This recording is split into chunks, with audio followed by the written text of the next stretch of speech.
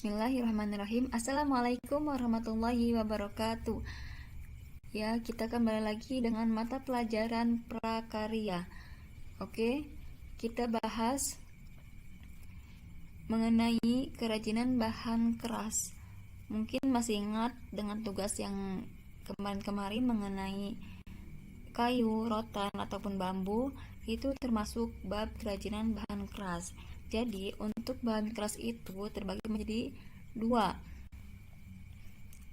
yaitu bahan keras alami dan juga bahan keras buatan. Ya.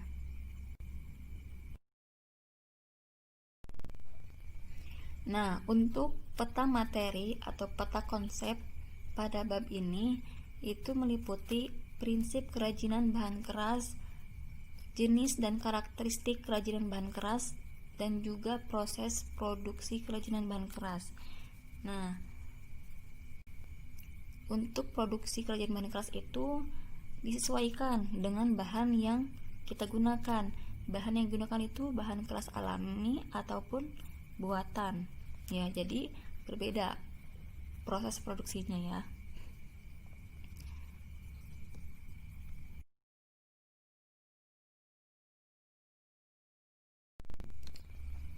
Nah, untuk prinsip kerajinan bahan keras itu meliputi prinsip keunikan bahan kerajinan, keragaman muatan nilai dalam produk kerajinan, maupun aspek rancangan dalam produk kerajinan. Untuk keunikan itu yaitu ciri khas yang dimiliki oleh kerajinan tersebut. Contohnya di sini ada gambar kayu yang memiliki serat tertentu ya. Biasanya setiap jenis kayu itu berbeda-beda seratnya. Nah, untuk keragaman muatan nilai dalam produk kerajinan itu contohnya kerajinan yang memiliki nilai fungsional maupun nilai informatif, misalnya keranjang dari rotan itu memiliki nilai fungsional.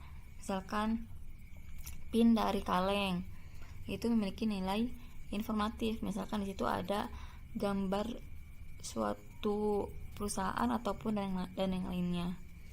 Ya, untuk aspek rancangan dalam produk kerajinan ini misalkan dia dibuat dengan mementingkan kenyamanannya, praktisnya seperti apa gitu ya. Jadi dalam perancangannya dipertimbangkan hal-hal seperti itu, seperti praktisnya, kenyamanannya dalam digunakan gitu ya.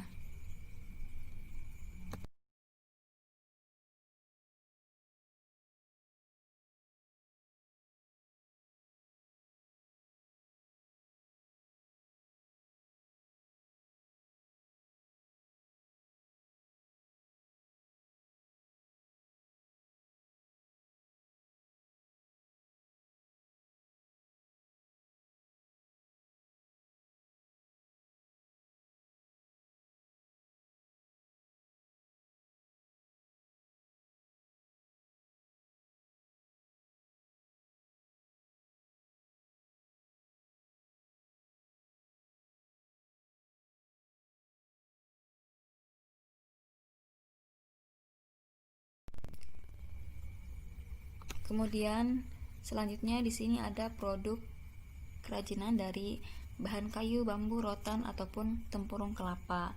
Ya, jadi pasti punya karakteristik dan atau ciri khas gitu ya setiap kerajinannya.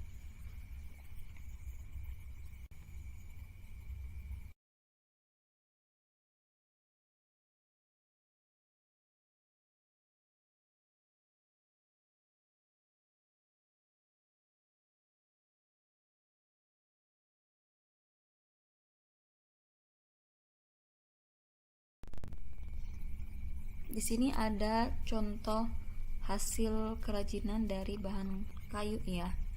Di sini ada topeng dan juga perahu. Jadi kayu itu merupakan sumber alam yang sangat potensial. Jadi dari zaman dahulu kayu itu sudah biasa digunakan gitu dalam kehidupan manusia, tepatnya ya bisa jadi sumber papan itu bisa digunakan untuk keperluan rumah dan juga kerajinan gitu.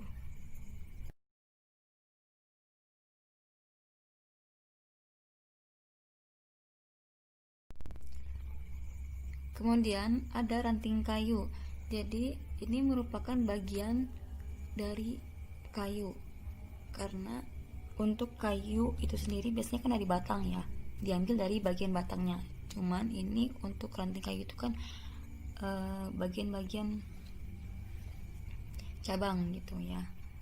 Ini dikhususkan, jadi bisa digunakan atau dijadikan sebagai kerajinan, contohnya bingkai foto gitu ya, dari kumpulan-kumpulan ranting kayu tersebut.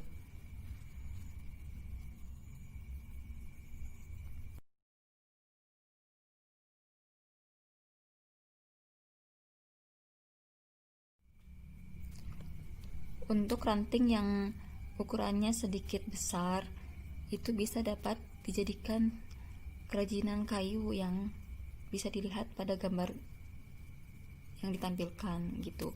Namun untuk ranting-ranting kecil bisa digunakan untuk pembuatan bingkai ataupun alat-alat yang kecil lainnya.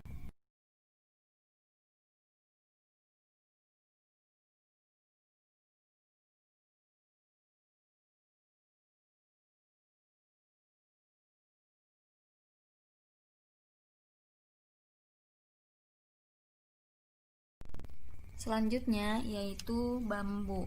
Nah, untuk bambu ini merupakan tanaman yang sangat banyak ditemui di Indonesia gitu ya. Sangat subur tumbuh di Indonesia. Selama kita melestarikannya atau menjaganya ya, tetap ya, kita harus menjaga kelestarian alam. Nah, untuk bambu itu banyak macamnya juga. Ada bambu kuning, bambu biasa yang kita sering temui mungkin di samping rumah ya.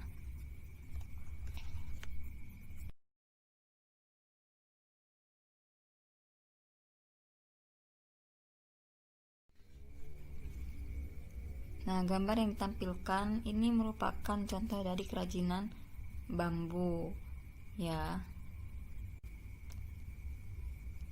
Pasti sering sekali melihat kerajinan bambu, baik dari yang ukurannya kecil ataupun sampai yang ukuran besar seperti kursi ataupun lemari gitu ya.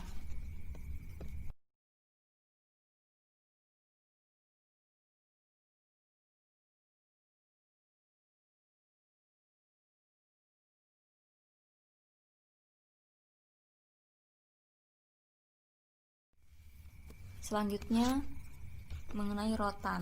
Jadi rotan itu masih termasuk ke dalam kelompok pinang-pinangan yang hidup memanjat gitu ya, ataupun merambat atau menjalar gitu ya. Dan juga bagian yang digunakan itu pasti bagian batangnya.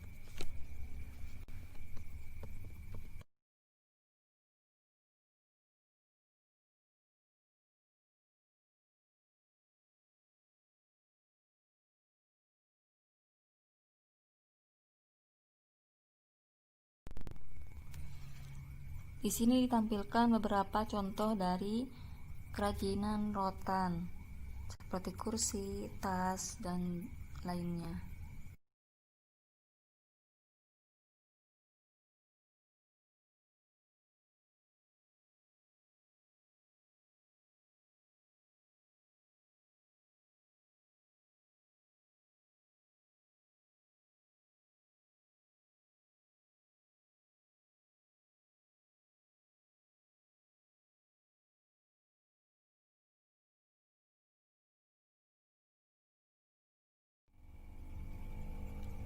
Selanjutnya yaitu tempurung kelapa ya. Jadi tempurung kelapa itu bagian batoknya ya, bisa dibilang batok gitu, seperti kita biasanya memanggilnya batok. Itu bagian terkeras dalam buah kelapa.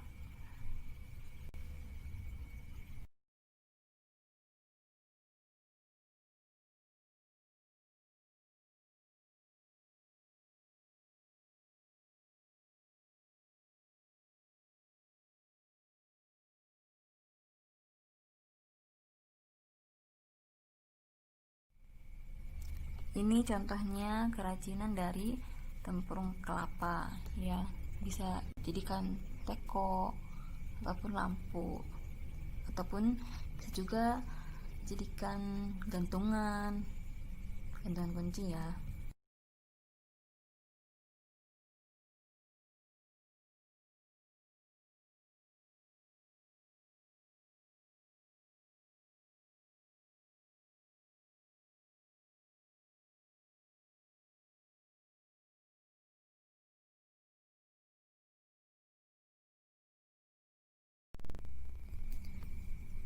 Kemudian karakteristik bahan dari kayu, misalnya kayu itu biasanya memiliki lingkaran tahun ya, seperti garis-garis. Kalau menebang pohon itu biasanya terlihat seperti garis-garis lingkaran tahun ya, disebutnya lingkaran tahun. Kemudian bebannya itu biasanya berbeda-beda gitu ya, ada yang berat, ada yang ringan, itu berdasarkan jenisnya ya, dan sebagian dapat memuai karena perubahan suhu. Tidak demikian juga untuk kayu jati. Jadi kalau kena panas terlalu lama itu biasanya berubah ininya ya, kepadatannya dari kayu tersebut.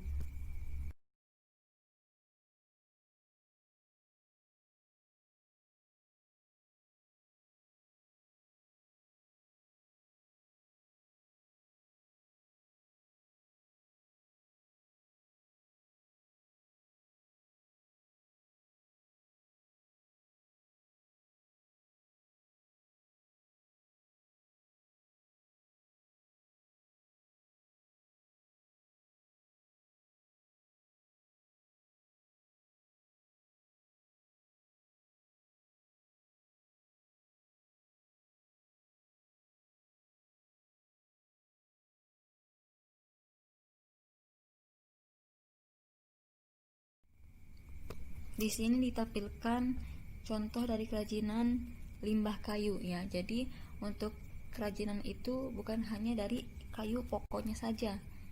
Jadi limbahnya pun masih bisa diolah.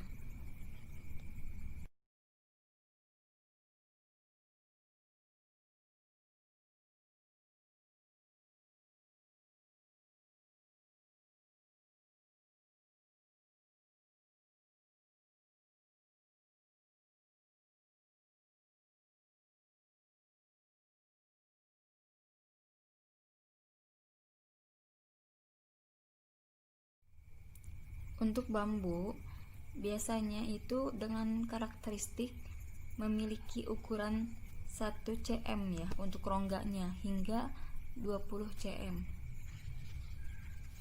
Dan bambu ini bisa sangat cepat lapuk ketika terkena air terus-menerus. Gitu, dan tekstur batangnya halus meskipun tidak diamplas gitu ya. Jadi biasanya bambu itu untuk tekstur permukaannya halus. Dan dalam pembuatan kerajinan dari bambu itu biasanya dengan menggunakan alat gergaji dan juga catut yang bersungut bundar. Catut itu seperti tang atau gegep gitu ya.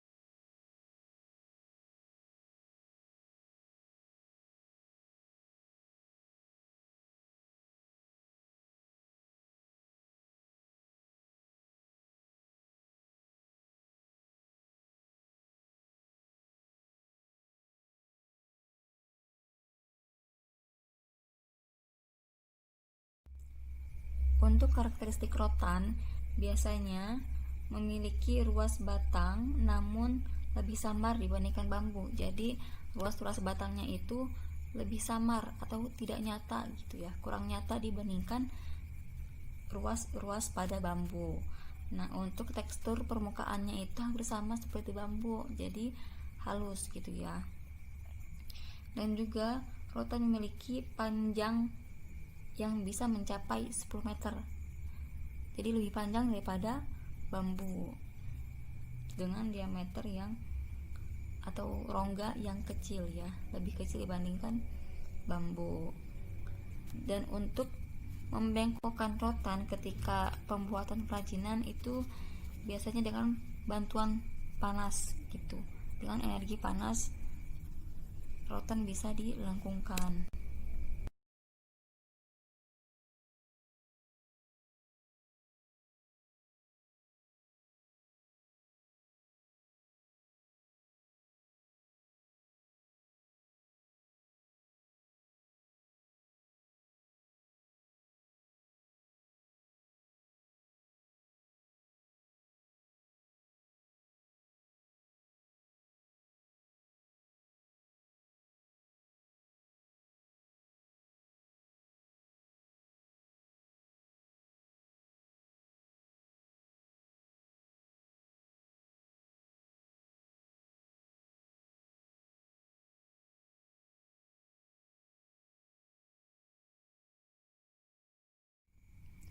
Untuk tempurung kelapa biasanya memiliki karakteristik dengan warna coklat atau coklat kehitaman ya.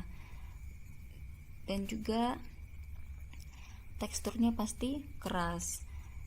Untuk pengupasan atau pengambilan tempurung kelapa itu bisa menggunakan parang ya. Dan untuk membersihkannya itu bisa menggunakan kaca, dan menghaluskannya juga bisa menggunakan amplas.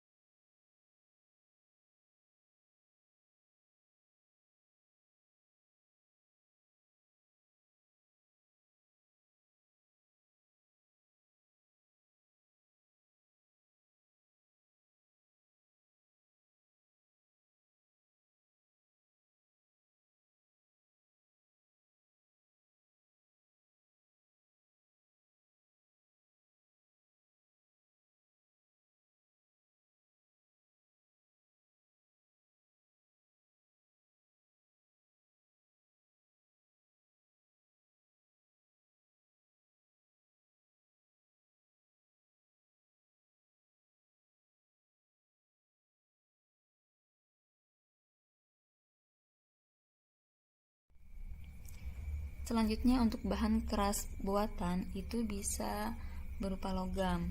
Logam itu contohnya seperti perak, emas yang berwarna kemerah-merahan ataupun kecoklatan, dan ada juga yang keabu-abuan ya. Untuk bentuknya itu ada yang berat, ada yang ringan, pasti ada juga yang ringan tipis dan juga tebal. Itu untuk logam itu bisa dilindungi dengan cara dilapisi emas dan juga dicat ya. Jadi tujuan dicatnya logam itu untuk mengurangi proses korosi atau berkaratnya logam tersebut.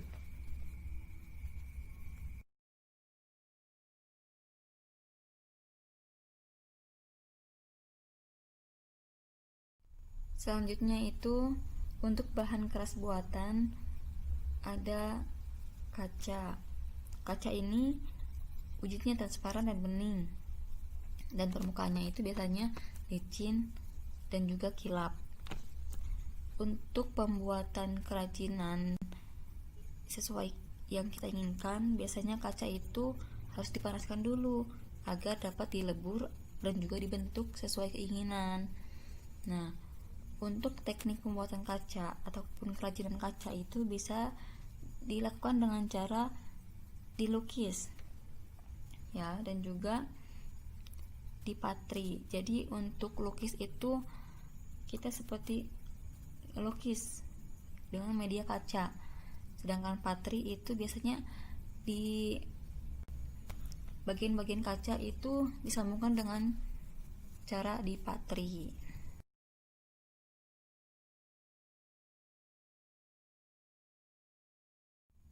Selanjutnya itu mengenai pengemasan produk kerajinan.